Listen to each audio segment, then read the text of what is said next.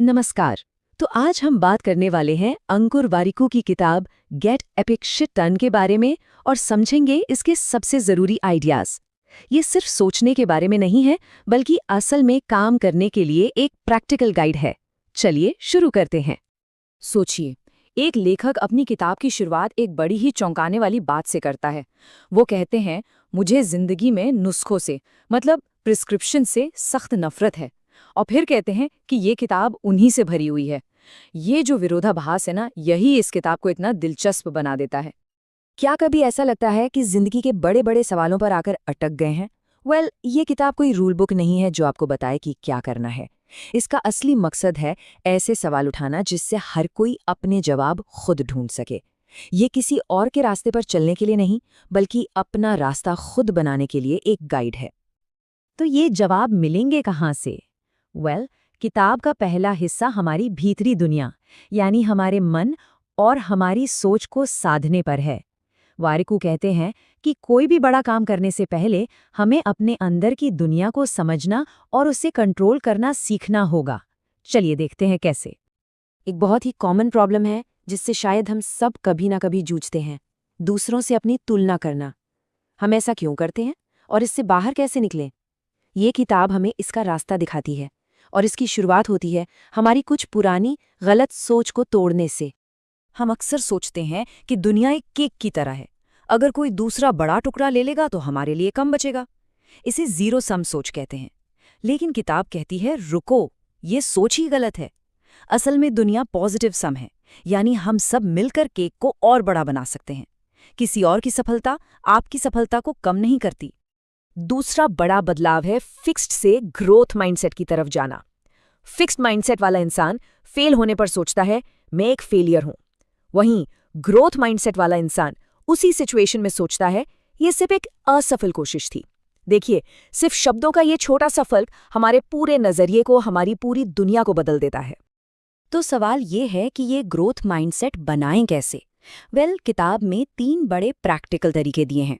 पहला, उन लोगों के साथ वक्त बिताएं जो आपसे अलग सोचते हैं, ताकि नए नजरिए सीख सकें। दूसरा, रिस्क से भागने की बजाय उसे समझें, क्योंकि ग्रोथ हमेशा कंफर्ट जोन के बाहर ही होती है। और तीसरा, हक की भावना से दूर रहें।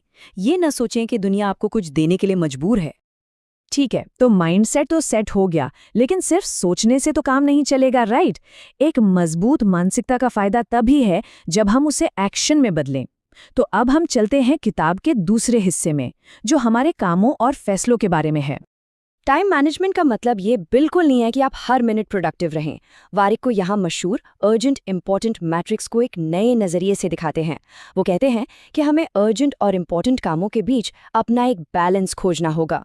और जानते हैं, इस बैलेंस में जानबूझकर कुछ समय बर्बाद करना भी ज़रूरी है, ताकि दिमाग रिचार्ज हो सके।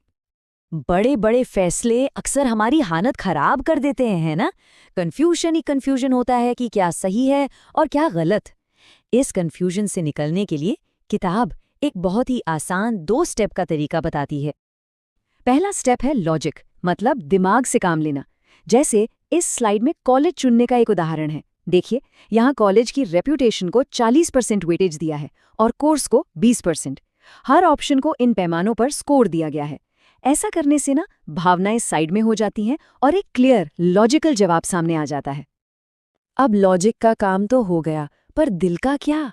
यहीं आता है दूसरा स्टेप, इमोशनल तैयारी। एक बार जब लॉजिकली एक ऑप्शन चुन लिया, तो खुद से बस एक सवाल पूछना है, इस फैसले का सबसे बुरा नतीजा क्या हो सकता है? और क्या मैं उस सबसे बुरे नतीजे के साथ ठीक रहूंगा? अगर जवाब हाँ है, तो इसका मतलब है कि डर पर काबू पाया जा चुका है और हम फैसला लेने के लिए तैयार हैं। तो हमने अपने मन को समझा, अपने एक्शन को समझा, पर हम अकेले तो नहीं रहते, राइट? हमारी जिंदगी दूसरों के साथ हमारे रिश्तों से भी बनती है। किताब का तीसरा हिस्सा इसी पर है कि हम विश्वास और बेहतर बातचीत कैसे बना सकते हैं, क्योंकि ये स्किल्स पैदाइशी नहीं होती, इन्हें सीखा जा सकता है। अच्छा, जब हम अच्छे कम्युनिकेशन के बारे में सोचते हैं, तो दिमाग में क्या आता है? शायद कोई ऐसा इंसान जो बहुत फ्लुएंट इंग्लिश या हिंदी बोलता हो, जिसकी भाषा पर जबरदस्त पकड़ हो। हमें लगता है यही ग्रेट कम्युनिकेशन है, पर यह सिर्फ आधा सच है। असल में अच्छा कम्युनिकेशन एक पूरा सिस्टम है। इसमें अपने विचारों को साफ करने के लिए लिखना, बोलने की प्रैक्टिस करना, दूसरों से सीखना और सबसे ज़रूरी सुनना शामिल है। किताब इस बात पर बहुत जोर देती है कि सुनना ही इस पूरे सिस्टम का सबसे मुश्किल और सबसे ज़रूरी हिस्सा है। विश्वास क्या है? ये इस भरोसे पर नहीं है कि कभी कुछ गलत नहीं होगा। नहीं, बल्कि विश्वास ये जानना है कि अगर कुछ गलत हो भी जाए तो उसे रोकने के लिए हर मुमकिन कोशिश की गई थी और अब उसे ठीक करने के लिए भी हर मुमकिन कोशिश की जाएगी। ये परफेक्शन के बारे में नहीं, बल्कि भरोसे और जवाबदेही के बारे में है। तो ये भरोसा बनाएं कैसे? किताब इसके 3 मजबूत स्तंभ बताती है। पहला, मुश्किल वक्त में लोगों का साथ देना। दूसरा, गलतियों के लिए जवाबदेह बनना, सबसे पहले खुद के लिए। और तीसरा, जो कहें उसे पूरा करना, कमिटमेंट पर टिके रहना। जब कोई हमारी आलोचना करता है तो ये लाइन बहुत काम आती है। ये देखो कि क्या कहा गया है, ये नहीं कि कौन कह रहा है। ये हमें मैसेज को मैसेंजर से अलग करने में मदद करता है।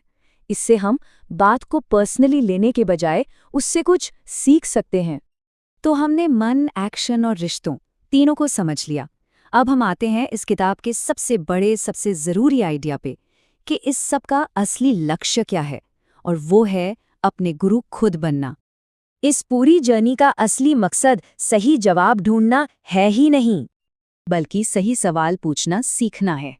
और यहीं पर वो लाइन फिट होती है जो किताब में बार बार आती है, जब शिष्य तैयार होता है तो गुरु प्रकट हो जाता है। और जानते हैं ये गुरु कौन है? ये गुरु कोई और नहीं बल्कि हमारे अंदर ही छिपा है। हमारी सीखने की इच्छा ही हमारी सबसे बड़ी टीचर है।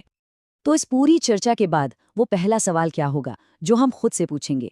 क्योंकि असल में एक्शन की शुरुआत तो उसी एक सवाल से होगी, और इस किताब